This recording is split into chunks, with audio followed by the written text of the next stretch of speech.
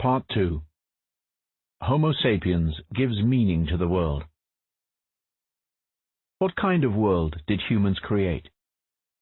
How did humans become convinced that they not only control the world, but also give it meaning?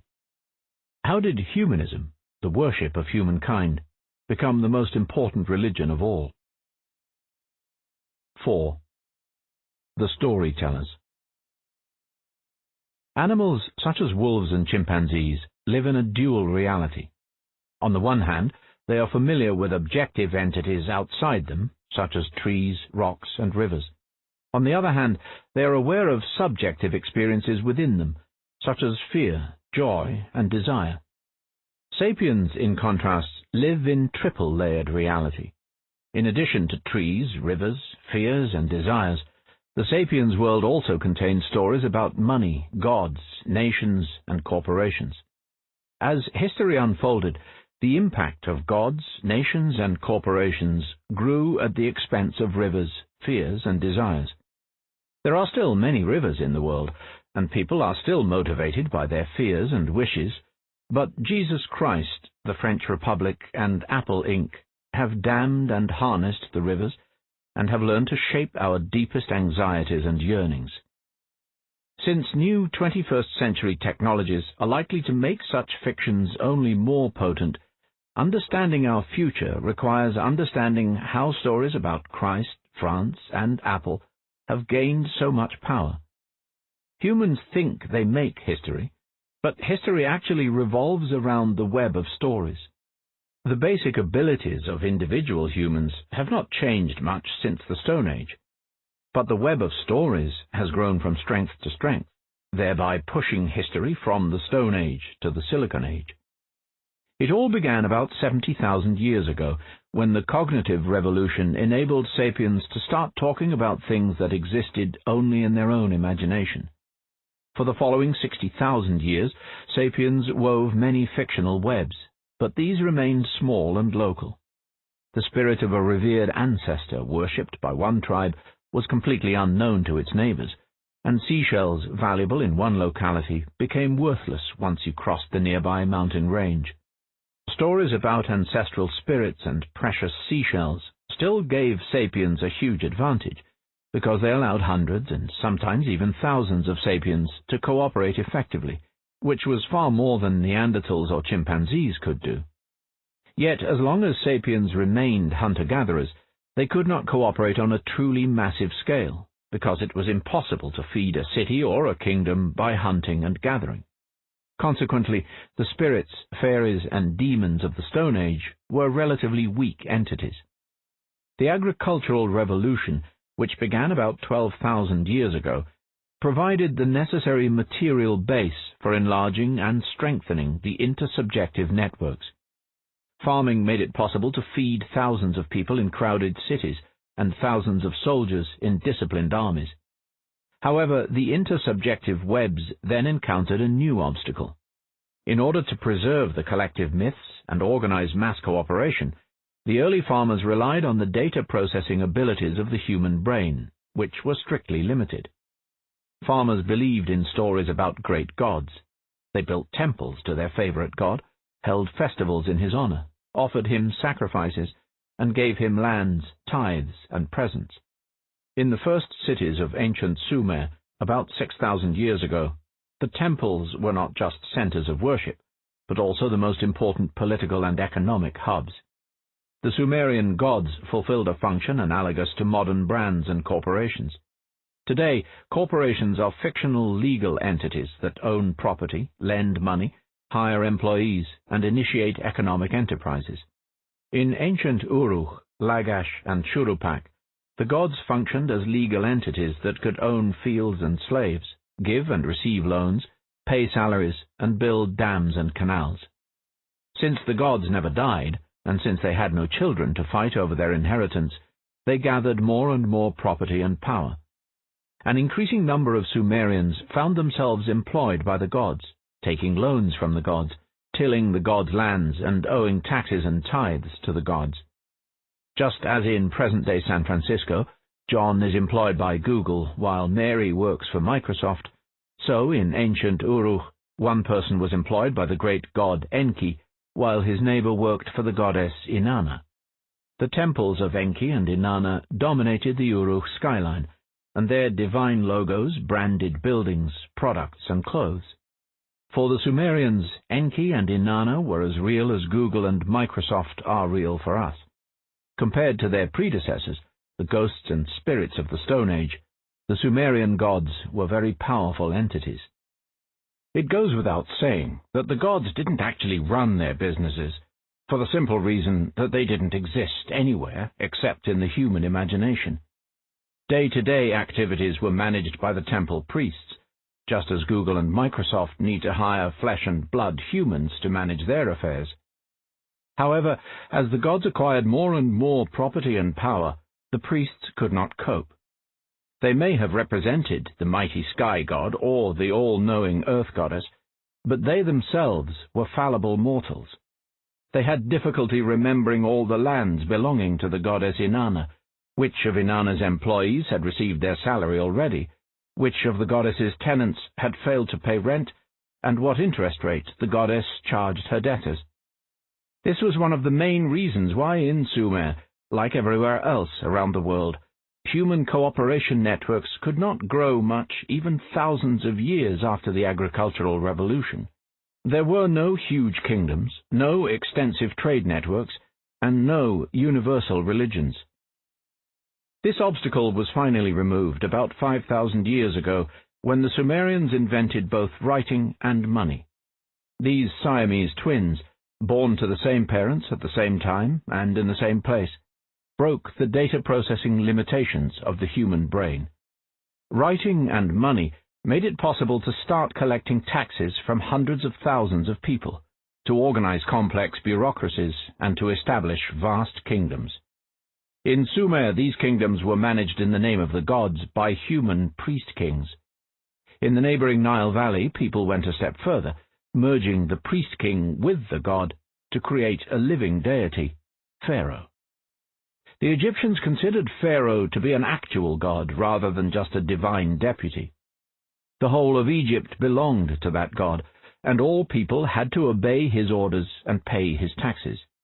Just as in the Sumerian temples, so also in pharaonic Egypt, the god didn't manage his business empire by himself. Some pharaohs ruled with an iron fist, while others passed their days at banquets and festivities, but in both cases the practical work of administering Egypt was left to thousands of literate officials. Just like any other human, Pharaoh had a biological body with biological needs, desires, and emotions. But the biological Pharaoh was of little importance. The real ruler of the Nile Valley was an imagined Pharaoh that existed in the stories millions of Egyptians told one another. While Pharaoh sat in his palace in the capital city of Memphis, eating grapes and dallying with his wives and mistresses, Pharaoh's officials crisscrossed the kingdom from the Mediterranean shore to the Nubian desert.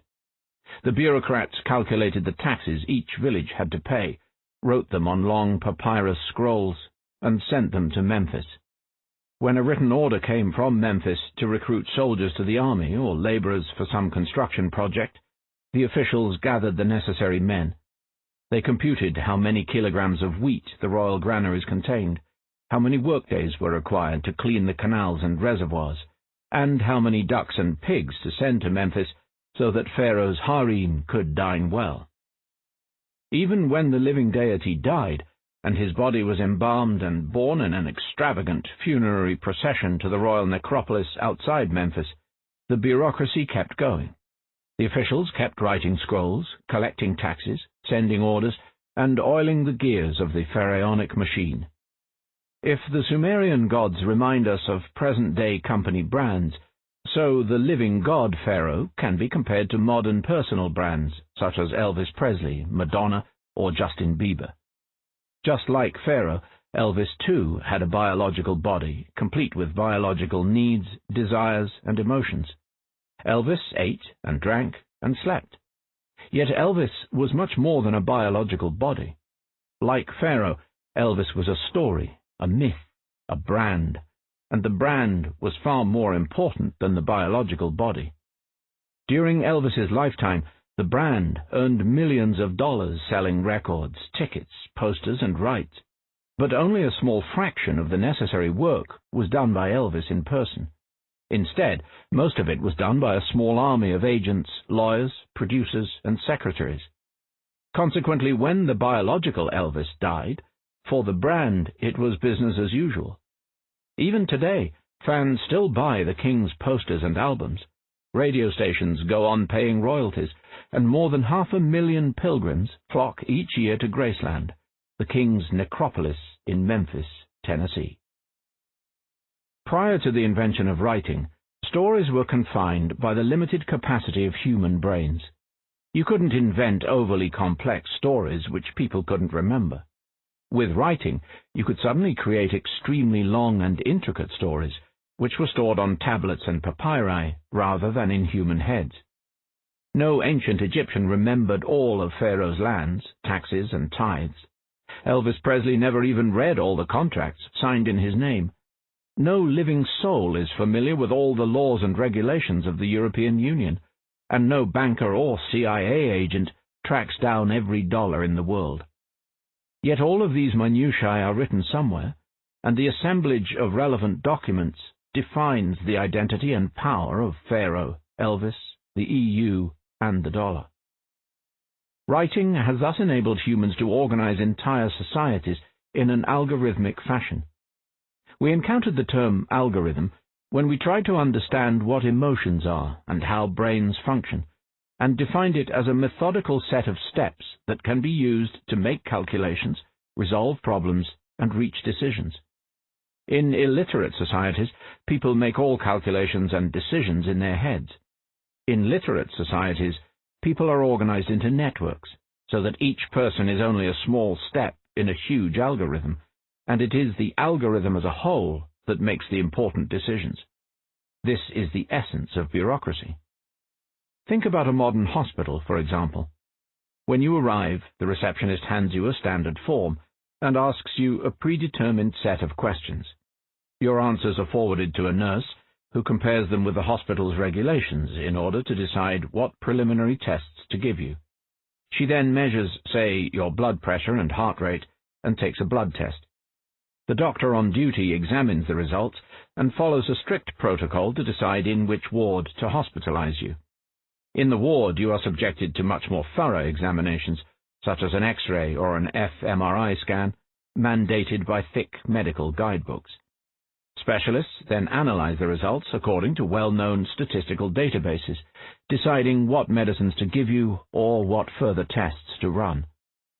This algorithmic structure ensures that it doesn't really matter who is the receptionist, nurse, or doctor on duty. Their personality type, their political opinions, and their momentary moods are irrelevant. As long as they all follow the regulations and protocols, they have a good chance of curing you. According to the algorithmic ideal, your fate is in the hands of the system, and not in the hands of the flesh and blood mortals who happen to man this or that post. What's true of hospitals is also true of armies, prisons, schools, corporations, and ancient kingdoms. Of course, ancient Egypt was far less technologically sophisticated than a modern hospital, but the algorithmic principle was the same. In ancient Egypt, too, most decisions were made not by a single wise person, but by a network of officials linked together through papyri and stone inscriptions. Acting in the name of the living god Pharaoh, the network restructured human society and reshaped the natural world. For example, Pharaoh's Senusret III and his son Amenemhat III, who ruled Egypt from 1878 BC to 1814 BC, dug a huge canal linking the Nile to the swamps of the Fayum Valley. An intricate system of dams, reservoirs, and subsidiary canals diverted some of the Nile waters to Fayum, creating an immense artificial lake holding 50 billion cubic meters of water. By comparison, Lake Mead, the largest man-made reservoir in the United States, formed by the Hoover Dam, holds at most 35 billion cubic meters of water. The Fayum engineering project gave Pharaoh the power to regulate the Nile, prevent destructive floods, and provide precious water relief in times of drought. In addition, it turned the Fayum Valley from a crocodile-infested swamp surrounded by barren desert into Egypt's granary. A new city called Shedet was built on the shore of the new artificial lake. The Greeks called it Crocodilopolis, the city of crocodiles. It was dominated by the temple of the crocodile god Sobek, who was identified with Pharaoh. Contemporary statues sometimes show Pharaoh sporting a crocodile head. The temple housed a sacred crocodile called Petsuchos, who was considered the living incarnation of Sobek. Just like the living god Pharaoh, the living god Petsuchos was lovingly groomed by the attending priests, who provided the lucky reptile with lavish food and even toys, and dressed him up in gold cloaks and gem-encrusted crowns. After all, Petsuchos was the priest's brand, and their authority and livelihood depended on him. When Petsuchos died, a new crocodile was immediately elected to fill his sandals, while the dead reptile was carefully embalmed and mummified. In the days of Senusret III and Amenemhat III, the Egyptians had neither bulldozers nor dynamite. They didn't even have iron tools, workhorses, or wheels. The wheel did not enter common usage in Egypt until about 1500 BC. Bronze tools were considered cutting-edge technology, but they were so expensive and rare that most of the building work was done only with tools made of stone and wood, operated by human muscle power. Many people argue that the great building projects of ancient Egypt, all the dams and reservoirs and pyramids, must have been built by aliens from outer space. How else could a culture lacking even wheels and iron accomplish such wonders? The truth is very different. Egyptians built Lake Fayum and the pyramids not thanks to extraterrestrial help, but thanks to superb organizational skills. Relying on thousands of literate bureaucrats, Pharaoh recruited tens of thousands of laborers and enough food to maintain them for years on end. When tens of thousands of laborers cooperate for several decades, they can build an artificial lake or a pyramid, even with stone tools. Pharaoh himself hardly lifted a finger, of course. He didn't collect taxes himself, he didn't draw any architectural plans, and he certainly never picked up a shovel. But the Egyptians believed that only prayers to the living god Pharaoh and to his heavenly patron Sobek could save the Nile Valley from devastating floods and droughts. They were right. Pharaoh and Sobek were imaginary entities that did nothing to raise or lower the Nile water level. But when millions of people believed in Pharaoh and Sobek, and therefore cooperated to build dams and dig canals, floods and droughts became rare. Compared to the Sumerian gods, not to mention the Stone Age spirits, the gods of ancient Egypt were truly powerful entities that founded cities, raised armies, and controlled the lives of millions of humans, cows, and crocodiles. It may sound strange to credit imaginary entities with building or controlling things, but nowadays we habitually say that the United States built the first nuclear bomb, that China built the Three Gorges Dam, or that Google is building an autonomous car. Why not say, then, that Pharaoh built a reservoir and Sobek dug a canal? Living on paper. Writing thus facilitated the appearance of powerful fictional entities that organized millions of people and reshaped the reality of rivers, swamps, and crocodiles. Simultaneously, writing also made it easier for humans to believe in the existence of such fictional entities because it habituated people to experiencing reality through the mediation of abstract symbols. Hunter-gatherers spent their days climbing trees, looking for mushrooms, and chasing boars and rabbits. Their daily reality consisted of trees, mushrooms, boars, and rabbits. Peasants worked all day in the fields, plowing, harvesting, grinding corn, and taking care of farmyard animals. Their daily reality was the feeling of muddy earth under bare feet, the smell of oxen pulling the plow, and the taste of warm bread fresh from the oven. In contrast, scribes in ancient Egypt devoted most of their time to reading, writing, and calculating. Their daily reality consisted of ink marks on papyrus scrolls, which determined who owned which field, how much an ox cost, and what yearly taxes peasants had to pay. A scribe could decide the fate of an entire village with a stroke of his stylus. The vast majority of people remained illiterate until the modern age, but the all-important administrators increasingly saw reality through the medium of written text. For this literate elite, whether in ancient Egypt or in 20th century Europe, anything written on a piece of paper was at least as real as trees, oxen, and human beings. When the Nazis overran France in the spring of 1940, much of its Jewish population tried to escape the country. In order to cross the border south, they needed visas to Spain and Portugal, and tens of thousands of Jews, along with many other refugees, besieged the Portuguese consulate in Bordeaux in a desperate attempt to get the life-saving piece of paper. The Portuguese government forbade its consuls in France to issue visas without prior approval from the Foreign Ministry, but the consul in Bordeaux, Aristides de Sousa Mendes, decided to disregard the order, throwing to the wind a 30-year diplomatic career. As Nazi tanks were closing in on Bordeaux, Sousa Mendes and his team worked around the clock for 10 days and nights, barely stopping to sleep, just issuing visas and stamping pieces of paper. Sousa Mendes issued thousands of visas before collapsing from exhaustion. The Portuguese government, which had little desire to accept any of these refugees, sent agents to escort the disobedient consul back home, and fired him from the Foreign Office. Yet officials who cared little for the plight of human beings nevertheless had deep respect for documents, and the visas Sousa Mendes issued against orders were respected by French, Spanish, and Portuguese bureaucrats alike, spiriting up to 30,000 people out of the Nazi death trap. Sousa Mendes, armed with little more than a rubber stamp, was responsible for the largest rescue operation by a single individual during the Holocaust. The sanctity of written records often had far less positive effects. From 1958 to 1961, Communist China undertook the Great Leap Forward when Mao Zedong wished to rapidly turn China into a superpower. Mao ordered the doubling and tripling of agricultural production, using the surplus produce to finance ambitious industrial and military projects. Mao's impossible demands made their way down the bureaucratic ladder, from the government offices in Beijing, through provincial administrators, all the way to the village headmen. The local officials, afraid of voicing any criticism and wishing to curry favor with their superiors, concocted imaginary reports of dramatic increases in agricultural output.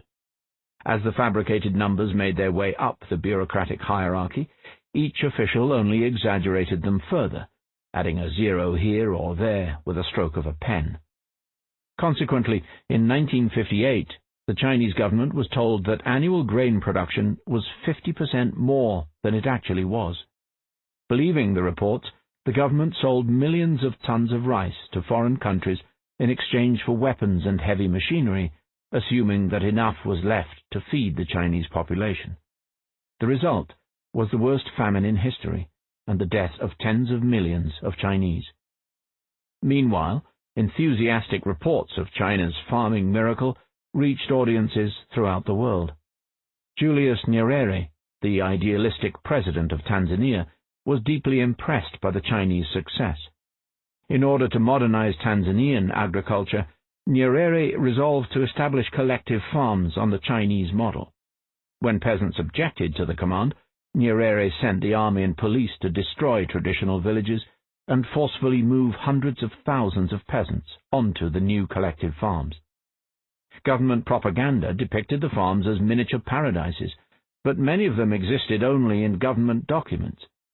The protocols and reports written in the capital, Dar es Salaam, said that on such and such a date, the inhabitants of such and such village were relocated to such and such farm. In reality, when the villagers reached their destination, they found absolutely nothing there.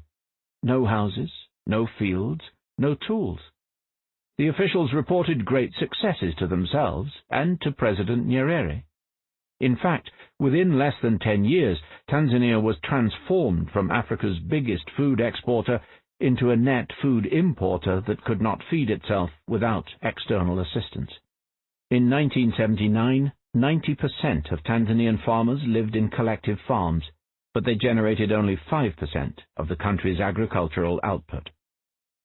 Though the history of writing is full of similar mishaps, in most cases, writing did enable officials to organize the state much more efficiently than before. Indeed, even the disaster of the Great Leap Forward didn't topple the Chinese Communist Party from power. The catastrophe was caused by the ability to impose written fantasies on reality, but exactly the same ability allowed the party to paint a rosy picture of its successes and hold on to power tenaciously. Written language may have been conceived as a modest way of describing reality, but it gradually became a powerful way to reshape reality.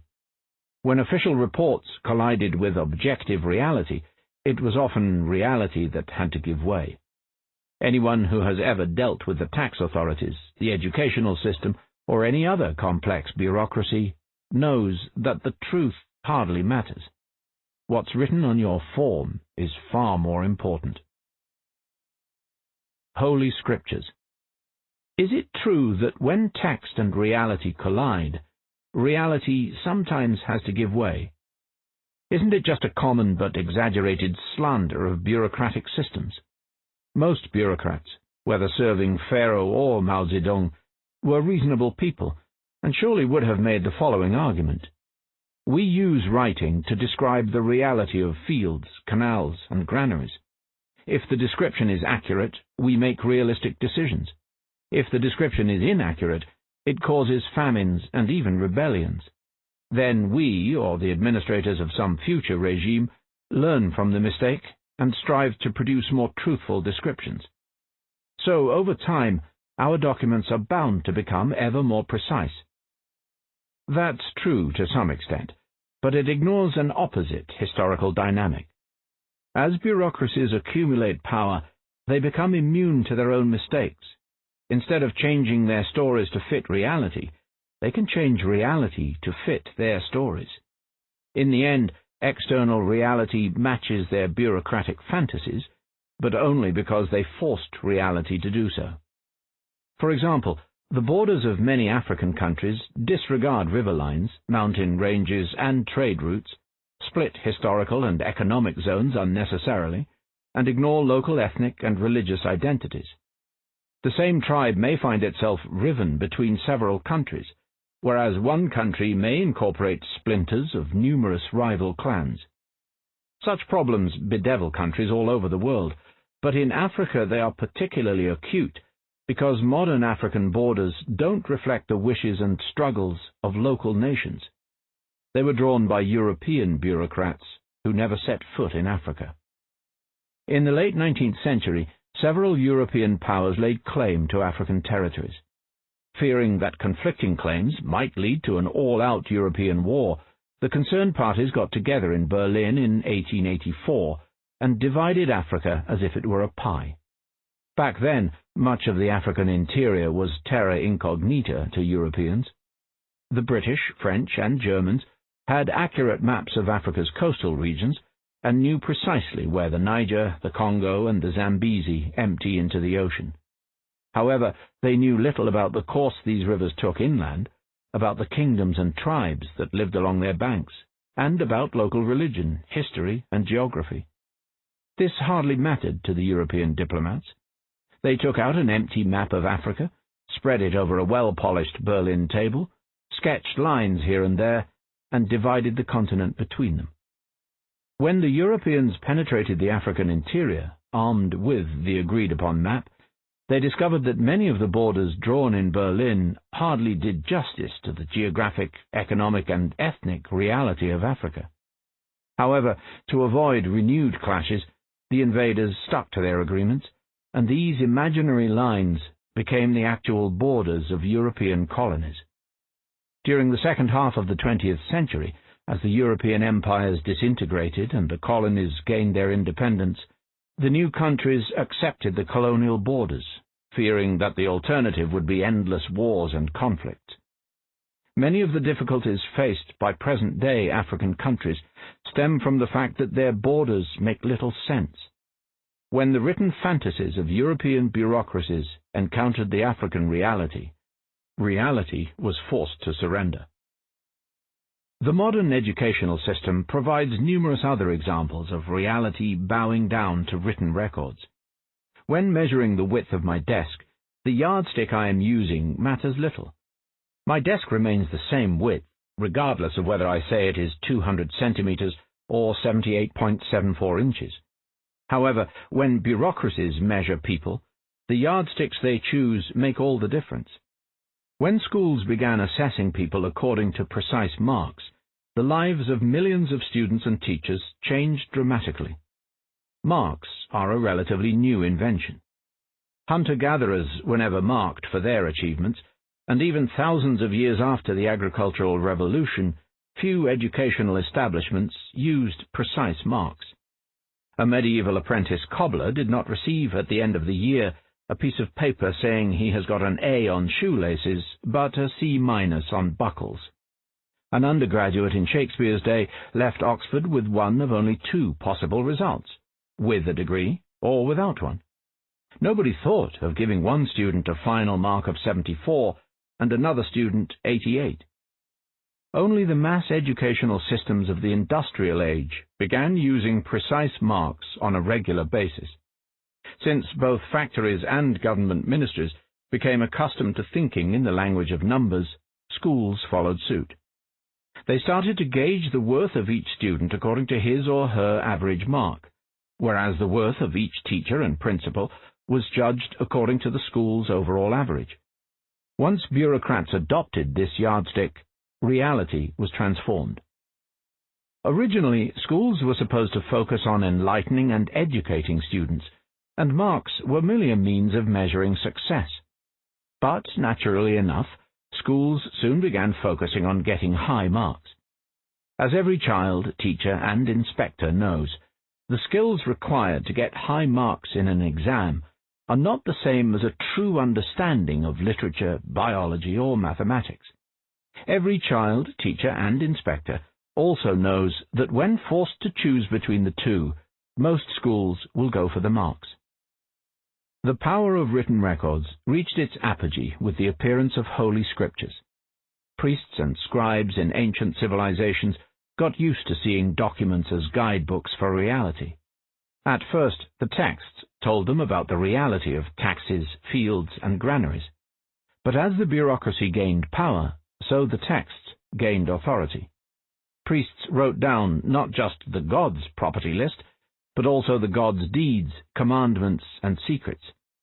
The resulting scriptures purported to describe reality in its entirety, and generations of scholars became accustomed to looking for all the answers in the pages of the Bible, the Quran, or the Vedas. In theory, if some holy book misrepresented reality, its disciples would sooner or later find it out, and the text would lose its authority. Abraham Lincoln said you cannot deceive everybody all the time. Well, that's wishful thinking. In practice, the power of human cooperation networks rests on a delicate balance between truth and fiction. If you distort reality too much, it will weaken you, and you will not be able to compete against more clear-sighted rivals. On the other hand, you cannot organize masses of people effectively without relying on some fictional myths. So if you stick to pure reality without mixing any fiction with it, few people would follow you. If you used a time machine to send a modern scientist to ancient Egypt, she would not be able to seize power by exposing the fictions of the local priests and lecturing the peasants on evolution, relativity, and quantum physics.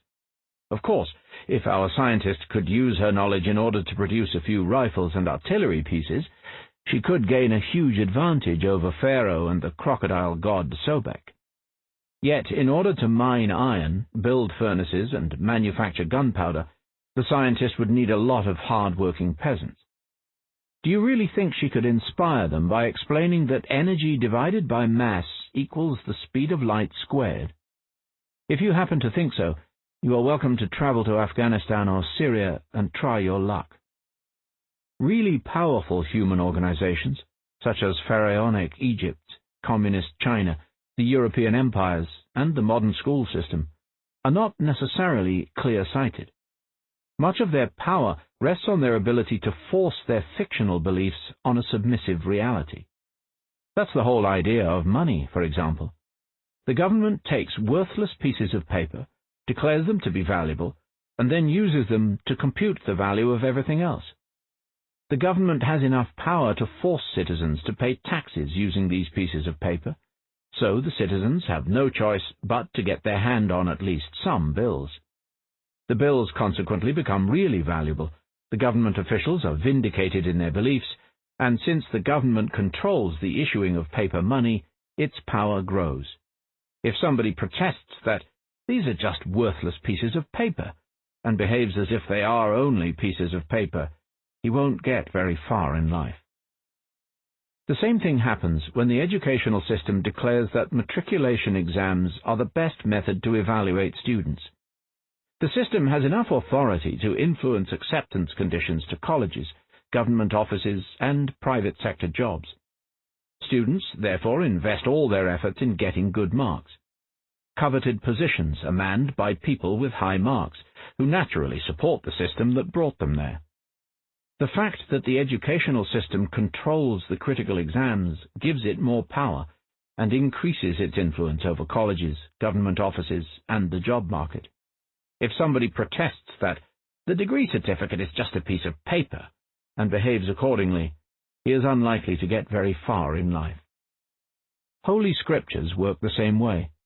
The religious establishment proclaims that the Holy Book contains the answers to all our questions. It simultaneously forces courts, governments, and businesses to behave according to what the Holy Book says. When a wise person reads Scriptures and then looks at the world, he sees that there is indeed a good match. Scriptures say that you must pay tithes to God, and look, everybody pays. Scriptures say that women are inferior to men and cannot serve as judges or even give testimony in court. And look, there are indeed no women judges, and the courts reject their testimony. Scriptures say that whoever studies the Word of God will succeed in life. And look, all the good jobs are indeed held by people who know the Holy Book by heart. Such a wise person will naturally begin to study the Holy Book, and because he is wise, he will become a scriptural pundit. He will consequently be appointed a judge. When he becomes a judge, he will not allow women to bear witness in court, and when he chooses his successor, he will obviously pick somebody who knows the Holy Book well. If someone protests that this book is just paper and behaves accordingly, such a heretic will not get very far in life. Even when Scriptures mislead people about the true nature of reality, they can nevertheless retain their authority for thousands of years. For instance, the biblical perception of history is fundamentally flawed, yet it managed to spread throughout the world, and billions still believe in it. The Bible peddled a monotheistic theory of history, which says that the world is governed by a single, all-powerful deity, who cares above all else about me and my doings. If something good happens, it must be a reward for my good deeds. Any catastrophe must surely be punishment for my sins. Thus, the ancient Jews believed that if they suffered from drought, or if King Nebuchadnezzar of Babylonia invaded Judea and exiled its people, surely these were divine punishments for their own sins. And if King Cyrus of Persia defeated the Babylonians and allowed the Jewish exiles to return home and rebuild Jerusalem, God in his mercy must have heard their remorseful prayers. The Bible doesn't recognize the possibility that perhaps the drought resulted from a volcanic eruption in the Philippines, that Nebuchadnezzar invaded in pursuit of Babylonian commercial interests, and that King Cyrus had his own political reasons to favor the Jews. The Bible accordingly shows no interest whatsoever in understanding the global ecology, the Babylonian economy, or the Persian political system. Such self-absorption characterizes all humans in their childhood. Children of all religions and cultures think they are the center of the world, and therefore show little genuine interest in the conditions and feelings of other people. That's why divorce is so traumatic for children. A 5-year-old cannot understand that something important is happening for reasons unrelated to him. No matter how many times you tell him that Mummy and Daddy are independent people with their own problems and wishes, and that they didn't divorce because of him, the child cannot absorb that. He is convinced that everything happens because of him. Most people grow out of this infantile delusion. Monotheists hold on to it till the day they die. Like a child thinking that his parents are fighting because of him, the monotheist is convinced that the Persians are fighting the Babylonians because of him. Already in biblical times, some cultures had a far more accurate perception of history.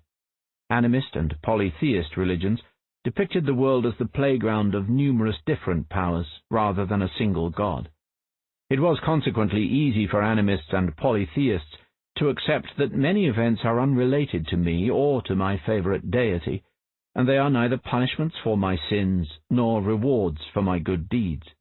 Greek historians such as Herodotus and Thucydides, and Chinese historians such as Sima Qian, developed sophisticated theories of history which are very similar to our own modern views.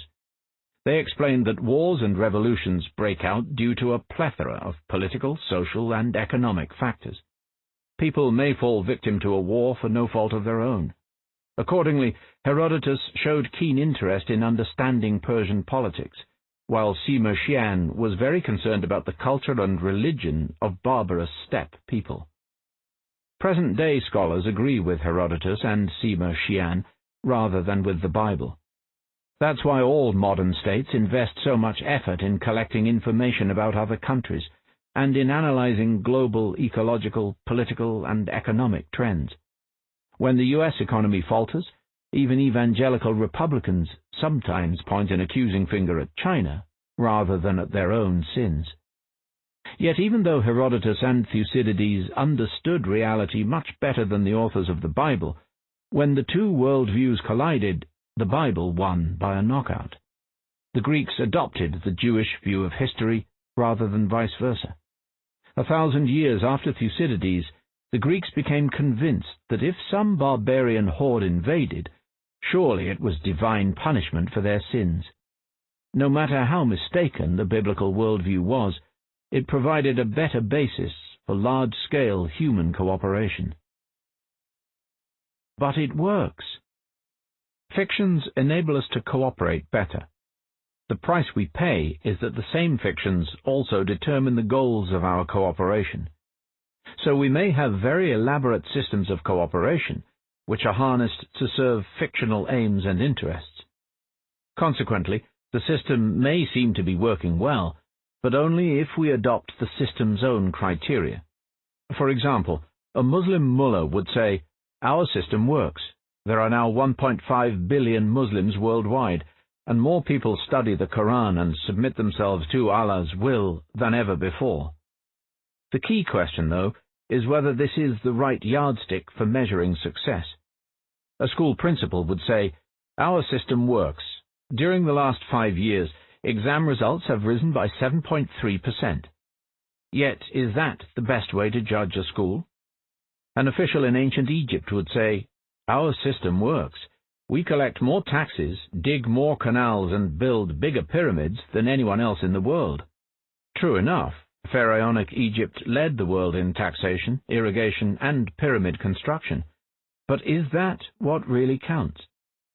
People have many material, social, and mental needs. It is far from clear that peasants in ancient Egypt enjoyed more love or better social relations than their hunter-gatherer ancestors, and in terms of nutrition, health, and child mortality, it seems that life was actually worse. A document dated approximately 1850 BC, from the reign of Amenemhat III, the pharaoh who created Lake Fayoum, tells of a well-to-do man called Dwa Keti, who took his son Pepi to school so that he could learn to be a scribe. On the way to school, Dwa Keti portrayed the miserable life of peasants, laborers, soldiers, and artisans, so as to encourage Pepi to devote all his energy to studying, thereby escaping the destiny of most humans. According to Dwa Keti, the life of a landless field laborer is full of hardship and misery. Dressed in mere tatters, he works all day till his fingers are covered in blisters. Then Pharaoh's officials come and take him away to do forced labor. In return for all his hard work, he receives only sickness as payment. Even if he makes it home alive, he will be completely worn out and ruined. The fate of the landholding peasant is hardly better. He spends his days carrying water in buckets from the river to the field. The heavy load bends his shoulders and covers his neck with festering swellings. In the mornings he has to water his plot of leeks, in the afternoon his date palms, and in the evening his coriander field. Eventually he drops down and dies. The text might exaggerate things on purpose, but not by much. Pharaonic Egypt was the most powerful kingdom of its day, but for the simple peasant, all that power meant taxes and forced labor, rather than clinics and social security services. This was not a uniquely Egyptian defect. Despite all the immense achievements of the Chinese dynasties, the Muslim empires, and the European kingdoms, even in AD 1850, the life of the average person was not better, and might actually have been worse, than the lives of archaic hunter-gatherers. In 1850, a Chinese peasant or a Manchester factory hand worked longer hours than their hunter-gatherer ancestors. Their jobs were physically harder and mentally less fulfilling. Their diet was less balanced. Hygiene conditions were incomparably worse, and infectious diseases were far more common. Suppose you were given a choice between the following two vacation packages. Stone Age package. On day 1, we will hike for 10 hours in a pristine forest, setting camp for the night in a clearing by a river. On day 2, we will canoe down the river for 10 hours, camping on the shores of a small lake. On day 3, we will learn from the native people how to fish in the lake and how to find mushrooms in the nearby woods. Modern proletarian package. On day 1, we will work for 10 hours in a polluted textile factory, passing the night in a cramped apartment block. On day 2, we will work for 10 hours as cashiers in the local department store, going back to sleep in the same apartment block. On day 3, we will learn from the native people how to open a bank account and fill out mortgage forms. Which package would you choose? Hence, when we come to evaluate human cooperation networks, it all depends on the yardsticks and viewpoint we adopt. Are we judging Pharaonic Egypt in terms of production, nutrition, or perhaps social harmony? Do we focus on the aristocracy, the simple peasants, or the pigs and crocodiles? History isn't a single narrative, but thousands of alternative narratives. Whenever we choose to tell one, we are also choosing to silence others. Human cooperative networks usually judge themselves by yardsticks of their own invention, and, not surprisingly, they often give themselves high marks. In particular, human networks built in the name of imaginary entities, such as gods, nations, and corporations, normally judge their success from the viewpoint of the imaginary entity. A religion is successful if it follows divine commandments to the letter. A nation is glorious if it promotes the national interest. And a corporation thrives if it makes a lot of money. When examining the history of any human network, it is therefore advisable to stop from time to time and look at things from the perspective of some real entity. How do you know if an entity is real? Very simple. Just ask yourself, can it suffer? When people burn down the temple of Zeus, Zeus doesn't suffer. When the euro loses its value, the euro doesn't suffer. When a bank goes bankrupt, the bank doesn't suffer. When a country suffers a defeat in war, the country doesn't really suffer. It's just a metaphor. In contrast, when a soldier is wounded in battle, he really does suffer. When a famished peasant has nothing to eat, she suffers. When a cow is separated from her newborn calf, she suffers. This is reality. Of course, suffering might well be caused by our belief in fictions. For example, belief in national and religious myths might cause the outbreak of war, in which millions lose their homes, their limbs, and even their lives.